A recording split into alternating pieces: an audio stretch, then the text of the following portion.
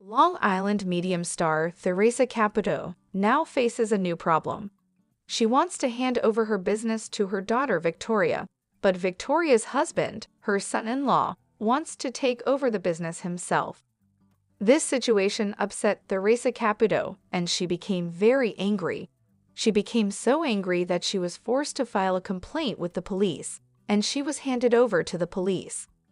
Theresa Caputo, the famous star of Long Island Medium, was no stranger to challenges, but nothing could have prepared her for the emotional storm that was about to hit her. For years, she had built a successful career, connecting with spirits and helping people heal. Her dream was always to pass her legacy on to her daughter, Victoria. It seemed like the natural next step, and Theresa was eager to see her daughter continue her work. But then, an unexpected problem arose. Victoria's husband, Tom, had other plans. He was ambitious, and instead of supporting his wife's path, he believed that he could take over the business and continue Theresa's work himself. He saw an opportunity to become the next star and take the company in a direction that aligned with his own vision. Theresa was furious. This wasn't just about the business. It was about her life's work, her family's future, and the integrity of the connection she had with the spiritual world. She had always imagined Victoria carrying on the family legacy. The idea of Tom stepping in made her feel betrayed, as if her own daughter's dreams were being sidelined for the ambition of someone she barely trusted. The tension grew, and one fateful evening, a heated argument erupted. Theresa's anger reached a boiling point when Tom insisted that he should take charge. In a fit of rage, she stormed out of the house and called the police, fearing the situation had escalated too much for her to handle alone. By the time the officers arrived, things had gotten so out of hand that Theresa was in tears, unable to control her emotions. The police, after hearing both sides of the story, decided it was a family dispute that didn't require legal intervention, but the incident left Theresa shaken. For the first time, she felt like the one thing she cherished most was slipping away from her grasp. The business she had built with such love and care was now the subject of an ugly family power struggle. As she sat alone that night, reflecting on everything, Theresa realized that the situation wasn't just about her business. It was about the relationship she had with her family. She knew she had to make a decision, not just for her career, but for her future with Victoria. It would take time, but Theresa was determined to find a way to repair the rift and decide who would truly take over her life's work, someone who could honor its meaning, its history, and its soul. However, it was a typical day on set for Theresa Caputo, the famous medium known for her ability to communicate with the deceased. The cameras were rolling, the crew was set up, and the energy on the set was buzzing with excitement. Today, Theresa was scheduled for a live reading for a new show. The studio was filled with the hum of the equipment, but in the midst of it all, there was one person who didn't expect his life to change that day: Joe, the cameraman. Joe had been working with Theresa for months, observing her incredible gift from behind the lens. As a skeptic, he had always questioned the authenticity of her abilities. It was hard to believe in something so extraordinary, especially when he was used to the technical world of cameras and soundboards. But that was about to change. As the show began, Theresa was tuning into the energy of the room, sensing spirits from the other side. Her warm, comforting voice filled the space as she spoke to her clients. The crew members, familiar with her practice, smiled and nodded as she made various connections. But then, without warning, Theresa turned her attention to Joe. "Joe, there's someone here with a message for you," Theresa said, her voice soft but steady. Joe froze, his heart racing. He hadn't expected this. He thought he was just there to do his job, not to become part of the show. He tried to shrug it off, focusing on his camera lens, but something about Theresa's words tugged at his heart. "A man, he's coming through. I'm seeing a man who passed from a sudden illness. He's showing me that he's your father. He wants you to know that he's proud of you, even though he never got to say it." Joe's hands trembled, his camera shaking. He hadn't thought about his father in years. His father had died when he was a teenager, and they never had the chance to reconcile. The sudden wave of emotion caught him off guard. His eyes welled up with tears as the camera zoomed in on his face, capturing his raw vulnerability. Theresa continued, "He says he's with you every day. He watches over you, especially during the moments when you feel alone. He's sending you love and support, and he's telling you to stop being so hard on yourself." For a moment, everything else faded away. The crew, the cameras, the studio lights. It was just Joe and the spirit of his father, reconnecting after all these years.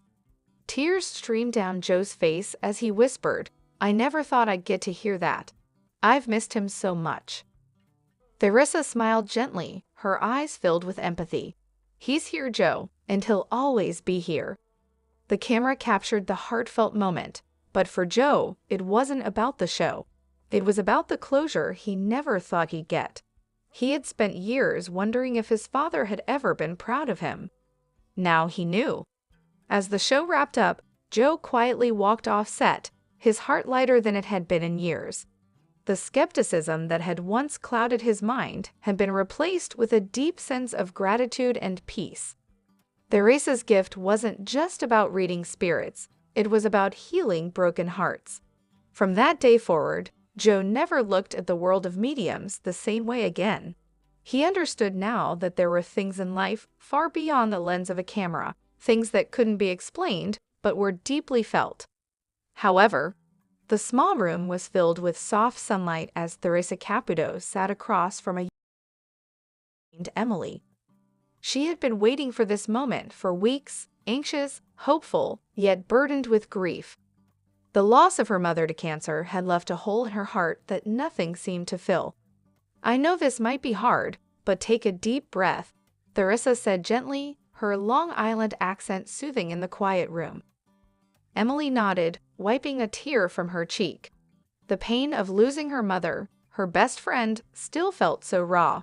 She'd been longing for a sign, a message, anything that would bring her mother back, even just for a moment. Theresa reached across the table, placing her hands lightly over Emily's. "I know you're in pain, and I know it feels like the world has shifted beneath you. But your mom is with us, right here. She's been trying to reach you." Emily's eyes widened as Theresa closed her eyes, her expression softening as she began to connect with the spirit world. "Your mother? She's showing me a picture of a garden, full of flowers," Theresa said quietly. "Is that something she loved? The garden, the flowers?" Emily's heart skipped a beat. "Yes, my mom adored gardening. She'd spend hours in the yard, planting new flowers every spring." Theresa smiled warmly, her eyes still closed in concentration. "She's telling me that she's surrounded by flowers now, and that's where she finds peace. She wants you to know that she's at peace, and she's not in pain anymore." Tears welled up in Emily's eyes as she whispered, "I wish I could have done more for her. I feel like I didn't do enough." Theresa squeezed her hands. "Listen, Emily, you did everything you could. Love doesn't end with death. Your mom is still with you, watching over you, loving you just as much as she did when she was here. She knows you were there for her. You were her light, even when it seemed so dark." Emily's breath hitched, the weight of the words settling in. A calmness began to wash over her, like a warm embrace. For the first time since her mother's passing, she felt like she wasn't alone. "She's telling me something else," Theresa continued, her voice soft but firm. "She says there's a necklace, a special necklace that you wear sometimes. She wants you to keep it close. It's a symbol of her love and strength, a reminder that she's always with you." Emily nodded, reaching up to touch the pendant her mother had given her on her last birthday. The simple silver charm now felt like a lifeline. Theresa gave a small, comforting smile. "Your mom is always with you, Emily. You'll feel her presence when you need it most." As the session ended, Emily felt a sense of peace she hadn't experienced in months. While the grief of losing her mother would always remain, it no longer felt like an insurmountable weight. She stood up, feeling lighter, as though the connection Theresa had facilitated had allowed her mother's spirit to wrap around her, offering comfort, love, and guidance. As she left, Emily whispered to the breeze outside, "Thank you, Mom. I know you're at peace." However, Theresa Caputo, known for her remarkable ability to communicate with the spirit world, was getting ready for her next reading. As usual, she was preparing herself mentally to receive messages from the other side.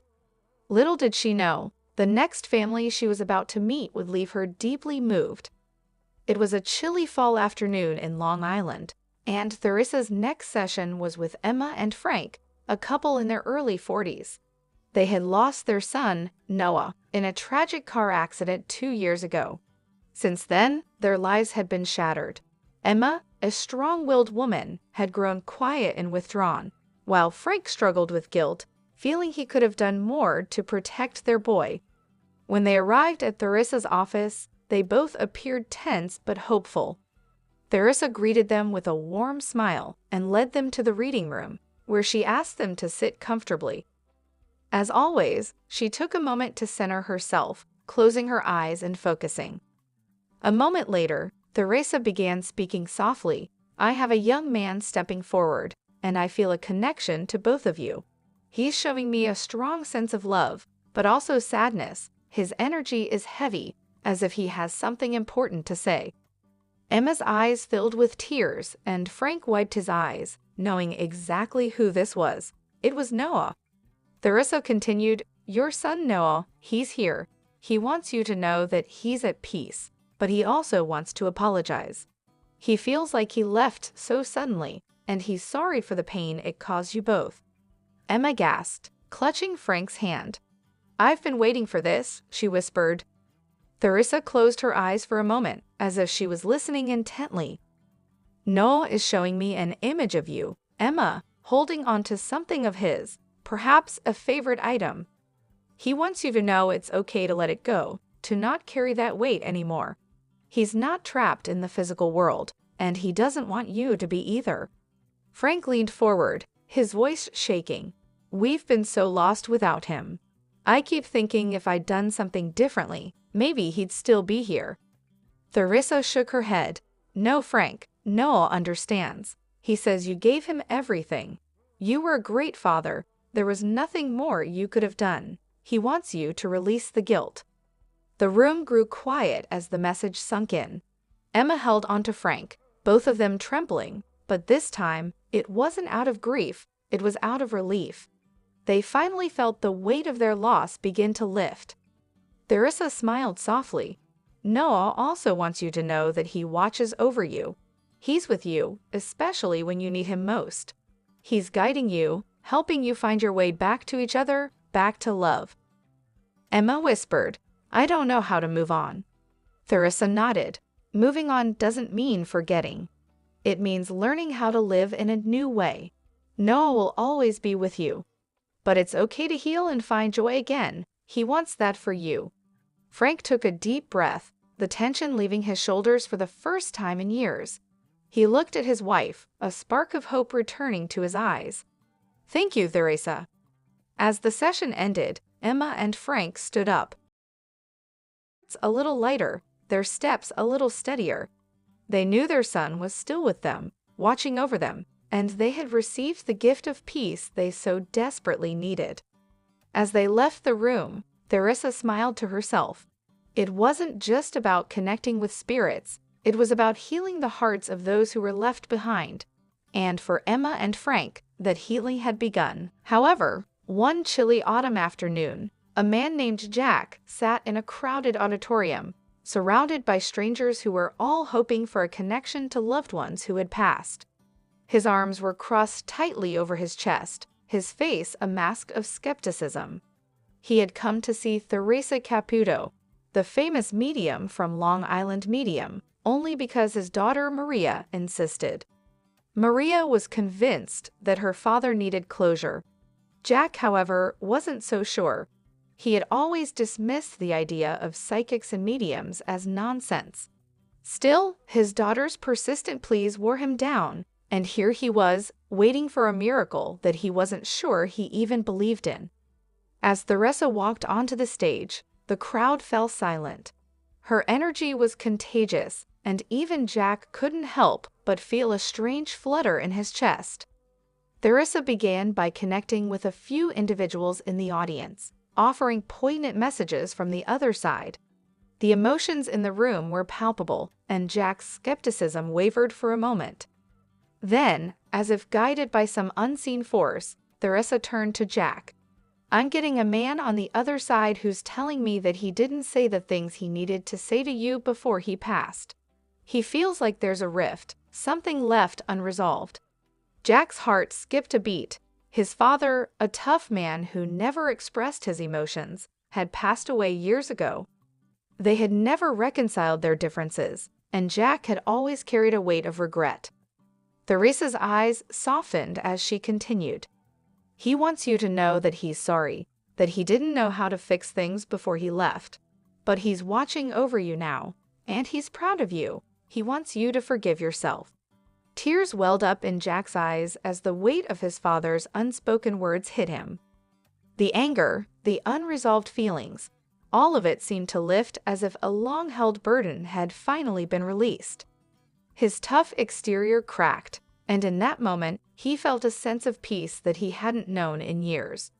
Maria, sitting next to her father, reached over and took his hand, squeezing it tightly.